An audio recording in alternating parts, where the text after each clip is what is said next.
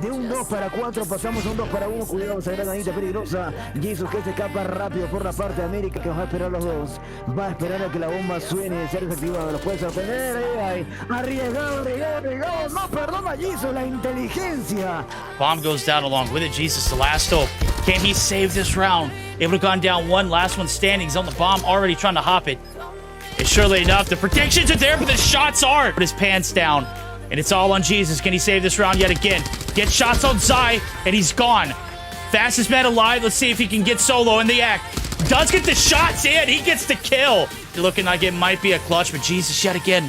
How much ice does he have in his veins? Just enough. There's the deagle. There's the second. Oh my goodness.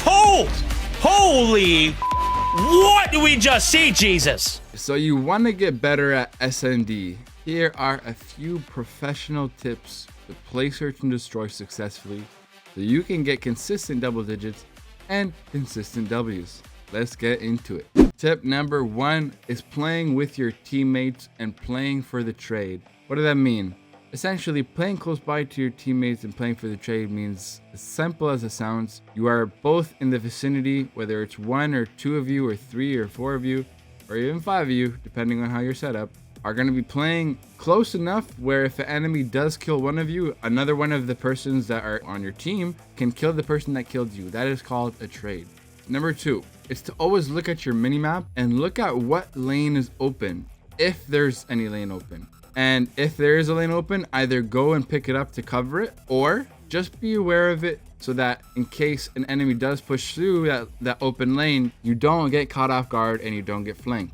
Number 3, you want to be watching what the opponents are doing and adapting to how they're playing. So oftentimes, whether it's a ranked match or a scrim or a tournament, you're going to have your opponents each having their own tendencies and they're going to switch up what they do round by round, right? You need to be paying attention to what they're doing and how they're doing it by collecting all the information from your teammate or just by the minimap and basically using deduction to figure out what they're doing, whether they're playing for picks, whether they're pushing A site or whether they're pushing B site or whether they're faking, because that is also another option. Tip number 4, you want to be consistently switching up what you're doing. Unless something is working really well, then you don't want to go ahead and change that. Just keep doing what's working. There's a good old saying that goes, if it's not broken, don't fix it. So same applies in search and destroy. If it's not broken, if you're winning round by round, that's obviously a weakness for the opponent. So don't fix it if you're trying to win the game. If you're trying to practice a certain route, maybe something that you're weak at, then that's fine. That's a different story. But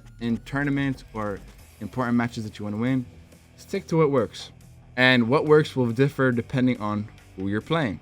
Tip number 5, make sure you have the appropriate loadouts to basically defend or push a site, whether that be trophies or whether that be smokes if you're playing more aggressively. And by using these utilities effectively, depending on what you're planning on doing, you'll just have a lot more success in breaking or in holding a certain place of the map on Search and Destroy. Tip number 6, you want to have a lurker. So oftentimes in Search and Destroy, there's going to be one person who's just sneaking up behind your enemy lines by looking at an open lane and subtly but surely coming up and killing you and your teammates off guard.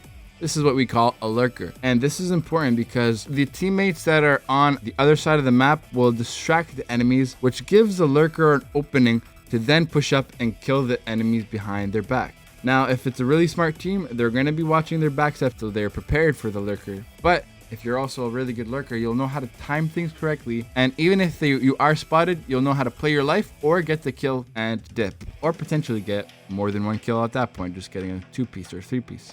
You are free to play this role, but at the same time, be aware of an enemy lurker so that you don't get caught off guard. Tip number 8, whether it's you or a teammate, you want to have at least one sniper. But if you're attacking a site aggressively, you don't want to have more than one sniper as that will slow you down.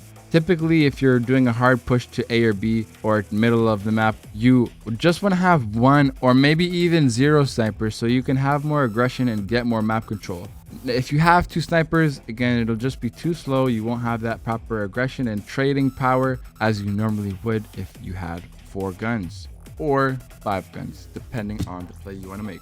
Tip number 9 is to go ahead and as soon as you get control of a site, plant the bomb quickly. The quicker you plant the bomb, the more pressure you put on your opponents to go ahead and make a play. Now then, all you'll have to do is set up with your teammates to hold the different lanes that the enemies could come from by putting yourselves on head glitches or corners, and you'll make their lives 10 times harder than it would normally be if the bomb was planted, because the time is against them. They do have to make a play, as I mentioned. Plant fast. And tip number 10, ladies and gentlemen, for search and destroy, you want to learn different grenade and smokes lineups, because this is going to really come in handy. If you have lineups for certain maps on certain bomb sites or certain commonly played positions, you're going to be very ahead of the competition, and as a result can kill off these opponents or make space for your team to get control of a certain area of the map by getting a kill, or just pushing them back because that nade will disrupt their setup, or that smoke will block off a certain area. This is very important. You see this in China very often. You see this also in Latam more often,